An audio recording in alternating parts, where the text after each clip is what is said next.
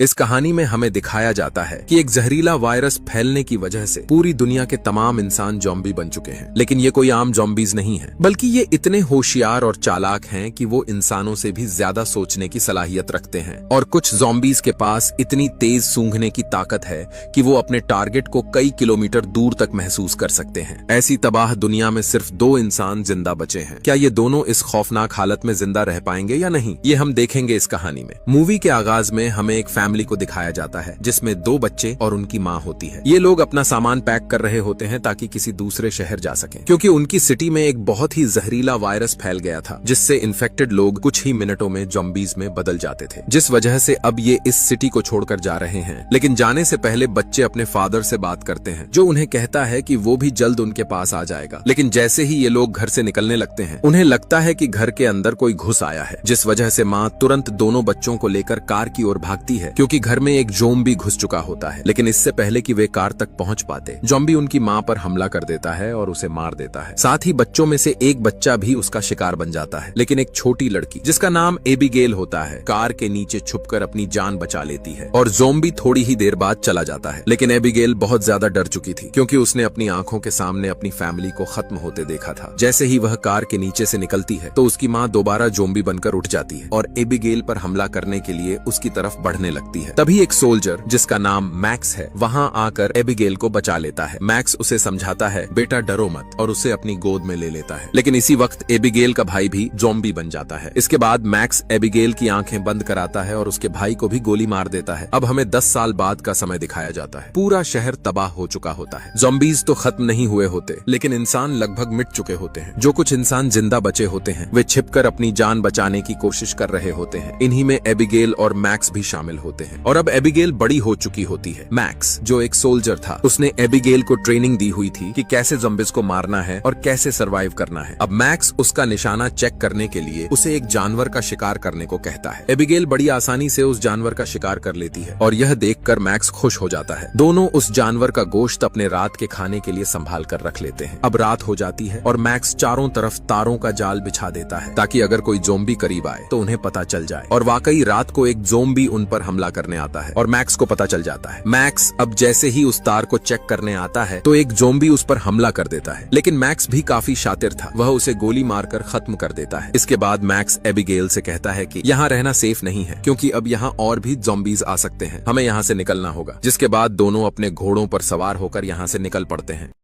थोड़ी ही दूर जाने पर मैक्स को सामने एक गाड़ी नजर आती है जिसमें कुछ लोग बैठे होते हैं। यह देखकर मैक्स हैरान हो गया, क्योंकि उसने अपने और एबिगेल के अलावा अब 10 साल बाद किसी इंसान को देखा था। एबिगेल फौरन अपनी स्नाइपर सेट कर लेती है ताकि कहीं ये लोग उन पर हमला न कर दें। लेकिन तभी एक ज़ॉम्बी गाड़ी वालों पर हमला कर देता है। मैक्स एबिगेल को रोकता है, गोली मत चलाना, लेकिन वह फिर भी गोली चला देती है। उसका निशाना चूक जाता है और गोली एक इंसान को लग जाती है। मैक्स एबिगेल पर गुस्सा होता है और नीचे आकर उस आदमी को मार देता है, क्योंकि उसे ज़ॉम्बी ने काट लिया था। उसके बाद वे लोग गाड़ी से जरूरी सामान लेकर निकलने लगते हैं। लेकिन तभी बहुत सारी गाड़ियां आकर मैक्स और एबिगेल को घेर लेती हैं, जिसमें से कुछ इंसान बाहर निकलते हैं और उनसे कहते हैं, तुमने हमारे दोस्त को क्यों मारा, तुम्हें इसकी सजा मिलेगी। लेकिन तभी उनकी गाड़ी से एक औरत निकलती है जिसका नाम मेगन होता है। वह मैक्स से कहती है, देखो हम बुरे लोग नहीं हैं, हम तुम्हें नुकसान नहीं पहुंचाना चाहते। ये आपस में बात कर रहे होते हैं कि तभी हजारों की तादाद में ज़ॉम्बीज इनकी चारों तरफ से आने लगते हैं, क्योंकि जब दूसरों को पता चलता है कि इस जगह ज़ॉम्बी मर गए हैं तो वे अपनी सूंघने की शक्ति से वहां पहुंच जाते हैं। अब मैक्स और बाकी लोग मिलकर उन ज़ॉम्बीज पर हमला कर देते हैं, लेकिन वे कम नहीं हो रहे थे। इस लड़ाई में मैक्स, एबिगेल, मेगन और उसका पति जेम्स गाड़ी में बैठकर यहाँ से निकल जाते हैं, मगर बाकी के जो लोग थे वे सभी ज़ॉम्बीज में बदल जाते हैं। अब रास्ते में मैक्स मेगन से पूछता है, तुम लोग कौन हो और यहाँ क्या कर रहे थे। मेगन बताती है कि उन्होंने रेडियो पर सुना था कि कुछ दिन की दूरी पर एक कॉलोनी है जहाँ लोग रहते हैं और सारी सुविधाएं भी हैं। उसका बच्चा भी इस दुनिया में पैदा होने वाला था, इसलिए वह कॉलोनी जाना चाहती थी ताकि यह और उसका बच्चा वहां महफूज रहे। लेकिन अब उनके साथ आए हुए जितने भी लोग थे वे सभी मर चुके थे। मैक्स कहता है, यहाँ कोई कॉलोनी मौजूद नहीं है, मैं पिछले 10 साल से यही हूँ और मैंने किसी इंसान को नहीं देखा। खैर अब उनकी गाड़ी खराब हो जाती है, इसलिए सब यहाँ से पैदल आगे बढ़ने लगते हैं। थोड़ी दूरी पर उन्हें एक सोसाइटी दिखाई देती है जहाँ बड़ी बड़ी बिल्डिंग्स होती हैं, लेकिन सब वीरान थी, कोई भी जिंदा इंसान वहाँ नहीं था। अब रात होने वाली थी, इसलिए ये लोग यहीं रात गुजारने का फैसला करते हैं। रात में मैक्स, जेम्स और मेगन को बताता है कि पास में एक नदी है और तुम नदी के किनारे से जाओ, शायद वहाँ से आपको कोई सुरक्षित जगह मिल जाए। मेगन कहती है, मुझे लगता है तुम्हें भी हमारे साथ चलना चाहिए, क्योंकि मुझे भी यकीन है कि वहाँ बस्ती है और तुम वहाँ सुरक्षित रह सकते हो। मैक्स कहता है, पहली बात तो कोई कॉलोनी ही नहीं है, और अगर है भी तो तुम अकेली जाओ, मैं नहीं जाऊंगा। एबिगेल मैक्स को समझाती है कि हमें कॉलोनी ढूंढने के लिए कोशिश तो करनी चाहिए, लेकिन मैक्स चिल्लाकर कहता है, तुम्हारी गोली चलाने की वजह से ही हम परेशानी में फंस गए, अगर हम इनके साथ चले तो हम मर सकते हैं। लेकिन फिर भी वह एबिगेल की खुशी के लिए उनके साथ चलने को मान जाता है, क्योंकि इतने समय से एबिगेल के साथ रहने के बाद मैक्स उसे अपनी बेटी जैसा समझता था। जैसे ही सुबह सब यहाँ से निकलने वाले होते हैं तो एक ज़ोंबी आकर एबिगेल पर हमला कर देता है, लेकिन एबिगेल भी कम खतरनाक नहीं थी। वह ज़ोंबी को बिल्डिंग से नीचे फेंक देती है, जिसके बाद ये सब उस बिल्डिंग को छोड़कर निकल पड़ते हैं, क्योंकि यहाँ के ज़ोंबीज बहुत चालाक थे। उन्हें पता था कि हमारा साथी कहाँ मरा और वहाँ कैसे पहुँचना है। लेकिन मैक्स ने बाहर उस बिल्डिंग के पास एक ट्रैप लगा रखा था, और जैसे ही ज़ोंबीज ने उस ट्रैप में पैर रखा, वहाँ बहुत बड़ा ब्लास्ट हो गया, जिससे कुछ ज़ोंबीज मर गए। इतने में मैक्स और बाकी लोग सोसाइटी से काफी दूर आ चुके थे। थोड़ी देर आगे चलने पर मेगन कहती है कि यहीं पास एक एयरपोर्ट है जहां उसके पिता काम करते थे, शायद वहां से कोई प्लेन मिल जाए और हम उसके जरिए आसानी से कॉलोनी ढूंढ सकते हैं। लेकिन मैक्स कहता है कि अगर हम एयरपोर्ट चले गए और वहां ज़ोंबीज ने घेर लिया तो हमारे पास निकलने का कोई दूसरा रास्ता नहीं होगा, और फिर हमें ज़ोंबीज से लड़कर निकलना पड़ेगा, क्योंकि वहां से प्लेन मिलना मुश्किल है। एबिगेल कहती है कि कोशिश तो करनी चाहिए, अगर हमने रिस्क उठाया और काम बन गया तो हमारी जान बच जाएगी। एबिगेल की बात पर मैक्स हाँ कर देता है। इसके बाद सब लोग एयरपोर्ट पहुंचते हैं, मगर वहां कोई एरोप्लेन नजर नहीं आता। लेकिन थोड़ी देर बाद गराज के अंदर एक एरोप्लेन मिल जाता है, जिसे देखते ही सब खुशी से झूम उठते हैं। लेकिन प्लेन थोड़ा खराब था, तो जेम्स जो मैकेनिक था वह प्लेन को रनवे पर लाकर ठीक करने लगता है। जब तक जेम्स प्लेन ठीक कर रहा था, तब मैक्स दूरबीन से देखता है कि बहुत से ज़ोंबीज इन्हीं की तरफ आ रहे हैं, जिसे देखकर मैक्स जेम्स से कहता है कि प्लेन जल्दी ठीक करो, वरना हम सब खत्म हो जाएंगे। इसीलिए जेम्स ने जल्दी से एयरप्लेन को ठीक किया और सब इसमें बैठकर यहाँ से जाने लगे। इस वक्त ज़ोंबीज इनके बिल्कुल करीब आ चुके होते हैं, क्योंकि अब प्लेन ठीक हो चुका था। वो सब इसमें बैठकर उड़ जाते हैं, जिसके बाद सब बहुत खुश थे कि अब हम इन ज़ोंबीज से बच चुके हैं। लेकिन थोड़ी ही दूर जाने पर प्लेन क्रैश हो जाता है, पर किसी की जान नहीं जाती, मगर प्लेन ने उनका 4 दिन का सफर कुछ ही घंटों में कटवा दिया था। अब कॉलोनी तक सिर्फ 2 दिन का फासला रह गया था, इसीलिए अब ये पैदल ही आगे बढ़ने लगे।